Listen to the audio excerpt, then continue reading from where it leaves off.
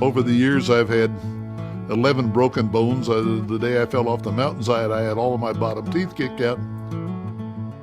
Bit by a cobra in Indonesia. I was kicked by a horse in Ecuador, which is, yeah, I guess it's a struggle.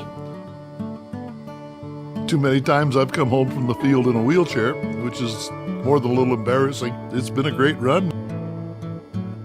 But we have now planted 50 million trees and we're still counting. I got hooked into this and I've been there ever since. We've had hands-on experience helping people plant trees, bring back forests in the world's degraded lands.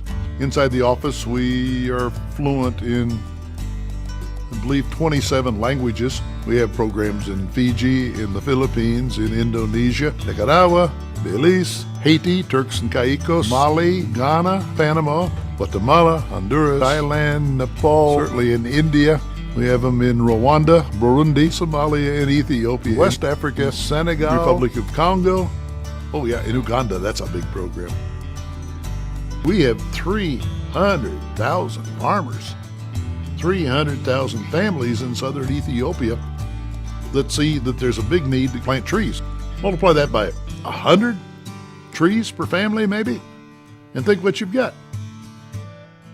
Just about everywhere we are, they're moving faster than we can comprehend or keep up with.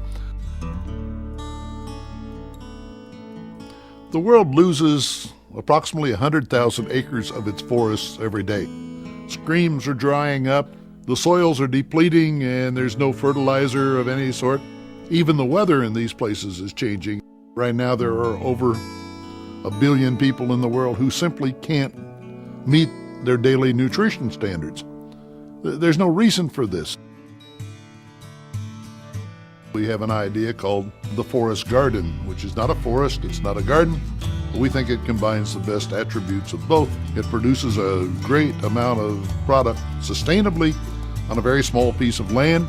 It is sending millions of roots down into the ground, which are guiding water back into underground aquifers. You have a return of diversity, you have cooled the land, cleared the air a bit, and improved the quality of life. And all of this is sustainable just by planting some seeds.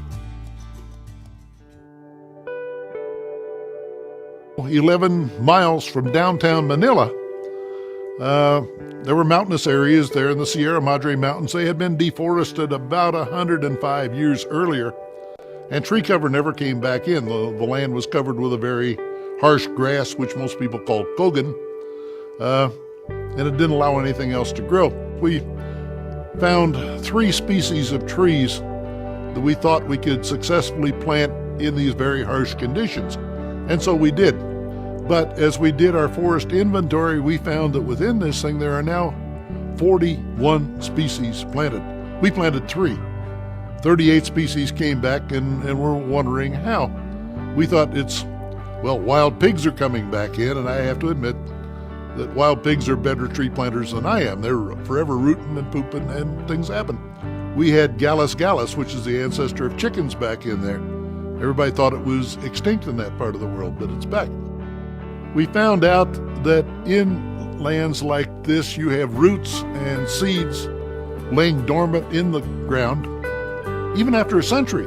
I'm not saying that we know how to rebuild a rainforest. Probably could happen, but it would take tens of thousands of years. But we can bring back a very useful and interesting biodiversity. So the magical thing to know or to learn, that the world, nature by itself has in its own coding, self-preservation elements. All we need to do is just scratch it, create that, facilitate that environment where nature can take over. There has to be harmony in the ground. People have to have a calm place. People have to have something to drink. People have to have fuel to cook with. People have to have a shelter. All that evolves around tree. The miracle is, first you have to have anchoring point. And the anchoring point is tree planting, because everything evolves around it. 2 years ago, Wangari Maathai, who we had worked with in the early days of her Women's Green Revolution program, was honored with the Nobel Peace Prize for her work in planting 30 million trees in Kenya. Wangari won that prize deservedly because she pointed out that all of these wars that are breaking out all over Africa and all over much of the rest of the world, if you get right down to it, they're all wars fighting over the natural resources. I'm by trade an economist. A good example in the Philippines, by good stewardship, managing what they had planted, a typical family was earning over $100 a month, and that's big time money in Southeast Asia. We have given people the ability to build their own institutions so that we don't have someday in the future some logging company coming back in there pushing people around, trying to force them off their land. Because now they have some going businesses, they have some pride in what they're doing and a lot of confidence in themselves, and this makes the village life continue.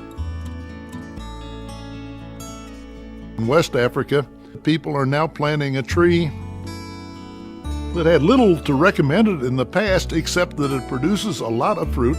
This fruit has a seed which contains high amounts of oil, which is easily converted into diesel fuel. In Haiti, we've been talking the same thing. Just think of this. Here are the most marginalized people on earth who suddenly have the capability, with nothing but their bare hands, to produce the world's most desired commodity.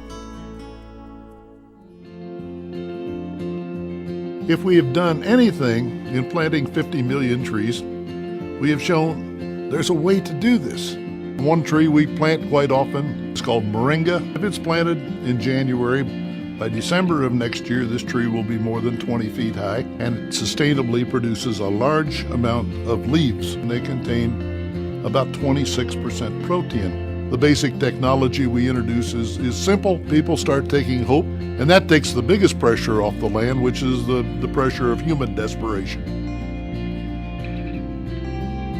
Typically, a tree in our project takes 50 pounds of carbon dioxide out of the air every year and converts it into things people can use, like food and shelter and medicines, which are sustainably used instead of being up in the atmosphere, causing these global warming problems.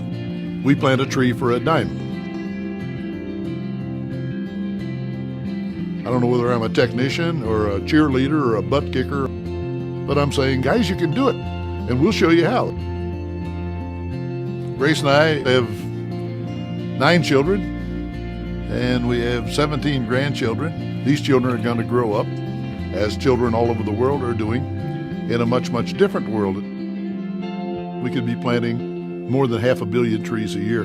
It's possible. There are that many people out there waiting for something. All it takes is getting the word around and creating some confidence that it can be done. I learned a long time ago in this business not to ever use the word never, because as soon as you say never, some guy's going to come down off the mountainside and say, guess what I just did?